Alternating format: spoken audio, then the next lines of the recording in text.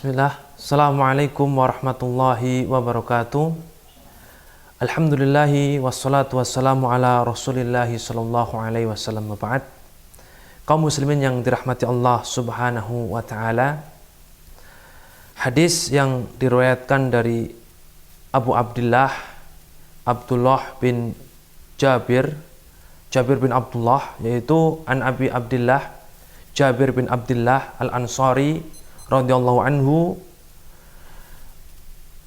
Beliau mengatakan bahwasanya anna rajulan atan Nabi sallallahu alaihi wasallam faqal, ada salah seorang bertanya kepada Nabi sallallahu alaihi wasallam, datang kepada Nabi sallallahu alaihi wasallam dan bertanya, yaitu apa?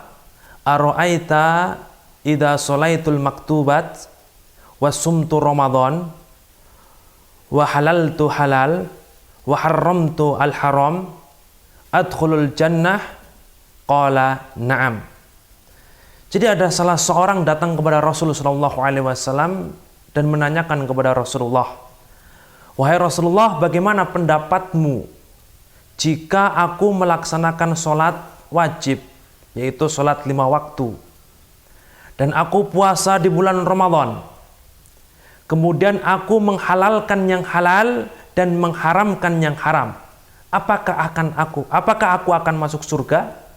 Kemudian Rasulullah SAW mengatakan, na'am, iya. Kaum muslimin yang dirahmati Allah subhanahu wa ta'ala, hadis ini merupakan hadis yang sangat mulia. Oleh karenanya kita bisa mengambil beberapa faidah, pelajaran yang terkandung dalam hadis ini. Maka yang pertama adalah hirsus sahabati anis soal. Bagaimana semangatnya sahabat dalam bertanya kepada Allah, kepada Rasulullah sallallahu alaihi wasallam. Sebagaimana Mughirah mengatakan kepada Ibnu Abbas, "Kaifa asabta hadzal ilma?" Bagaimana engkau bisa menjadi orang yang berilmu? Ibnu Abbas, sebagaimana kita ketahui, salah seorang yang luar biasa keilmuannya, seorang yang didoakan oleh Rasulullah sallallahu alaihi wasallam, Allahumma faqihu fid din wa 'allimhu ta'wil. Apa kata beliau, yaitu Ibnu Abbas kepada Mughirah? Bilisanin sa'ulin wa qalbin aqulin. Dengan lisan yang senantiasa bertanya dan dengan hati yang senantiasa berfikir. Kaum muslimin yang dirahmati Allah subhanahu wa ta'ala, maka di sini sahabat bertanya, ya, salah seorang yang datang kepada Rasul bertanya terhadap sesuatu. Inilah bentuk semangatnya sahabat di dalam bertanya, yaitu apa? Terkhusus masalah-masalah ilmu yang berkaitan dengan agama Islam. Begitu pula ketika Anas bin Malik mengatakan, nuhina an nas'ala Rasulullah sallallahu alaihi wasallam an mas'alatin atau an syai'in. Kami pernah dilarang untuk bertanya kepada Rasul terhadap suatu permasalahan. Wa kana yu'jibuna ayyatiyar rajulu fayas'alahu min ahlil badiyatil al-aqilu. Ya, dan kita senang ada seorang yang datang bertanya kepada Rasulullah SAW berasal dari penduduk atau pelosok negeri, tetapi dia berakal. Karena Rasulullah SAW melarang seseorang untuk bertanya kepada Rasul terhadap perkara-perkara yang belum pernah terjadi. Oleh karenanya senang kultur orang-orang di luar Madinah dengan orang Madinah berbeda. Maka apa? Anas bin Malik senang kalau ada orang di luar Madinah yang datang kepada Rasul bertanya. Apa?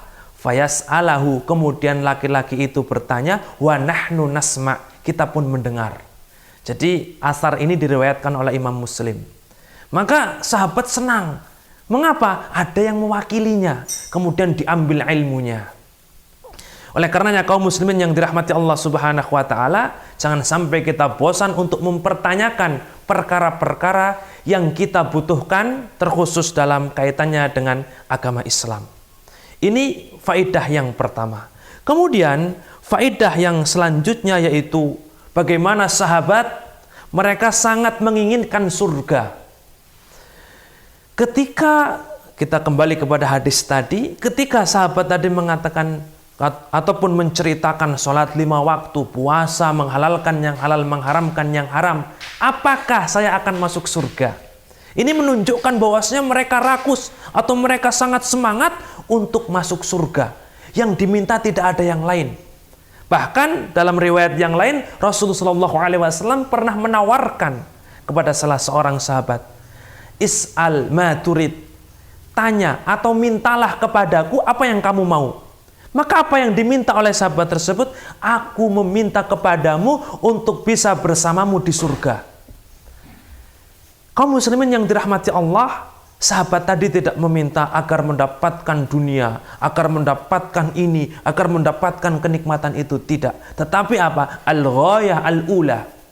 Tujuan yang pertama atau yang utama dalam hidup mereka, yaitu para sahabat radhiyallahu anhum, adalah masuk surga. Ma'asyiral muslimin, kaum muslimin yang dirahmati Allah Subhanahu wa taala. Dan di antara faedah juga yaitu apa? Seseorang dengan melaksanakan sholat 5 waktu, puasa di bulan Ramadan, itu sudah cukup baginya. Kemudian menghalalkan yang halal, mengharamkan yang haram, sudah cukup baginya untuk masuk ke dalam surga Allah Subhanahu wa taala. Sehingganya jangan sampai kita katakan ada orang yang tidak melaksanakan sholat sunnah, ada orang yang tidak melaksanakan puasa sunnah, kita katakan sebagai penghuni neraka dan yang lainnya. Tetapi apa? Sifatnya hanya memberikan motivasi agar pahalanya lebih banyak. Tetapi ketika seseorang mencukupkan dengan perkara-perkara yang wajib, maka itu merupakan kesempatan baginya untuk bisa merasakan kenikmatan di surga Allah Subhanahu wa taala. Lalu pertanyaannya, kenapa sahabat tersebut tidak mengatakan rukun Islam yang lain seperti zakat dan haji? Maka di sini ulama menjelaskan, di antara ulama tersebut adalah Syekh Muhammad ibn Shalih al-Utsaimin rahimahullahu taala.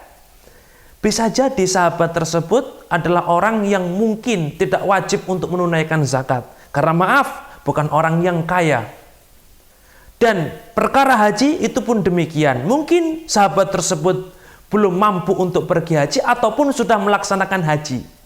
Sehingganya Rasulullah SAW hanya mencukupkan pada perkara-perkara yang telah dipertanyakan tadi. Tetapi ketika seorang mampu untuk menunaikan zakat, mampu untuk pergi haji, maka selayaknya dia sempurnakan, melengkapi dengan menunaikan zakat, kemudian pergi haji ke Baitullah. Itu bisa menjadikan dia untuk masuk ke dalam surga Allah.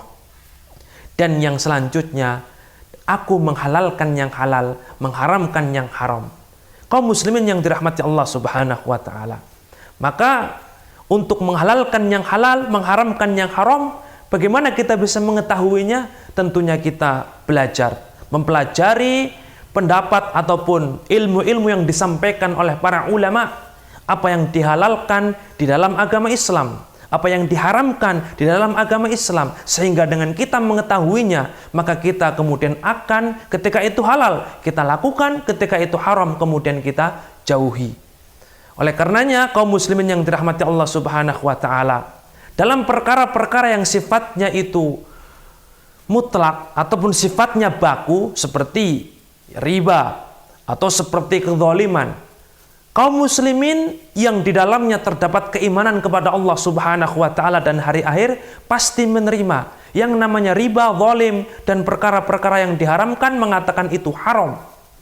Tetapi bisa jadi dalam perkara-perkara furu', cabang-cabang yang di situ ada unsur kezaliman, ada unsur riba, dia tidak mengetahuinya. Oleh karenanya, kaum muslimin yang dirahmati Allah Subhanahu wa taala, kita senantiasa untuk rakus, senantiasa untuk bersemangat belajar. Salah satunya yang dicontohkan oleh sahabat, bertanya ketika kita tidak mengetahui. Jangan sampai kita sudah melakukan perbuatan itu kemudian kita bertanya, karena sesungguhnya itu akan sulit untuk kita rubah daripada kita sebelum melakukan kemudian kita bertanya, dan insya Allah itu akan mempermudah kita untuk bisa melangkah di atas siratal mustaqim. Jazakumullah khairan.